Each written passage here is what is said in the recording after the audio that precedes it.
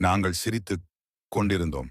படிச்சது போதும், இனி வீட்டிலேயே இரு என்ற போதும், சொந்தம் விட்டு போகக்கூடாதுன்னு மாமனுக்கு கட்டி வைத்த போதும், இன்னும் விசேஷம் இல்லையா எனக் கேட்டுக்கொண்டே இருக்கும்போதும், காலங்காலமாய் சமையலறை எங்களுக்கானது என ஆழமாய்த்து பதிய வைத்த போதும், நீதான் கொஞ்சம் பொறுத்துப் போகணும்னு சொல்லும்போதும், கட்டி வைத்து 5ஆம் நாள் இறந்து போன கணவனை நினைத்துக் காலமெல்லாம் கைம்பெண்ணாய் இருந்தபோதும், பொம்பள புள்ளைக்கு இதெல்லாம் தேவையா என எங்களுக்கான மைல்கல்லை நீங்களே நட்டு வைத்த போதும், இன்னும் எத்தனையோ சம்பிரதாயம் சடங்குகளை எங்கள் மீது திணித்த போதும், நாங்கள் சிரித்துக் கொண்டுதான் இருந்தோம்.